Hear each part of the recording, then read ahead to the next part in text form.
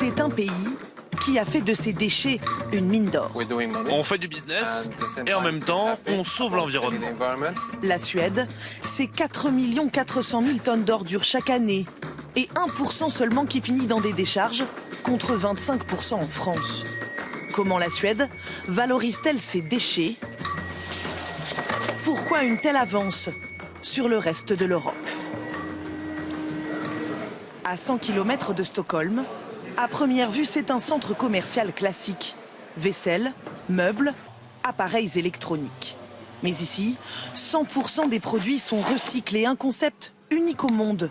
Ces ordinateurs, par exemple, sont réparés un à un avant d'être revendus. Et voilà, il revit. Ce sont les habitants qui les déposent gratuitement.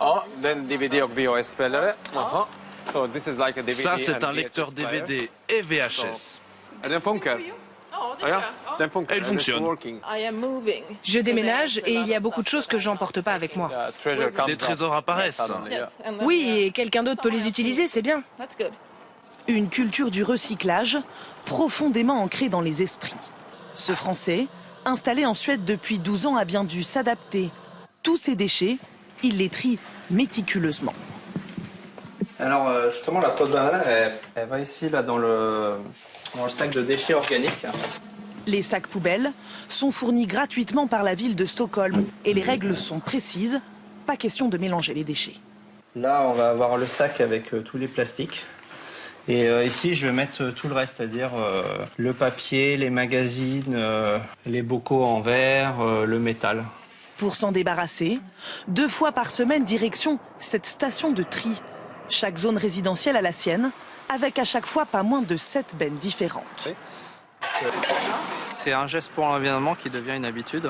Et donc, c'est vrai qu'on est content, chacun à sa petite échelle, de participer à la lutte pour protéger l'environnement. En moyenne, les Suédois déposent dans ces stations de tri 480 kg de déchets par personne et par an. La moitié, le métal, le plastique, le verre va partir directement au recyclage, mais l'autre moitié, elle aussi, va connaître une seconde vie. Tout ce qui n'est pas recyclable est transporté dans des usines géantes comme celle-ci. Déchets ménagers, emballages salis. Ici, 750 000 tonnes de déchets sont traités chaque année. Ces immenses pinces les déposent dans des incinérateurs qui les transforment en énergie. Nous avons des turbines qui créent de l'électricité. Et on crée aussi de la chaleur qui est redistribuée à la population de Stockholm. 100 000 personnes bénéficient ainsi du chauffage et on génère de l'électricité pour 200 000 personnes. Des usines peu polluantes. Selon les autorités, les émissions de CO2 seraient 2 fois plus faibles que la limite autorisée. Et le système est si performant que pour faire tourner à plein ces incinérateurs, la Suède traite même les déchets des autres. En général, dans notre entreprise, 10% des déchets traités sont importés. Ils viennent d'où? Surtout du Royaume-Uni.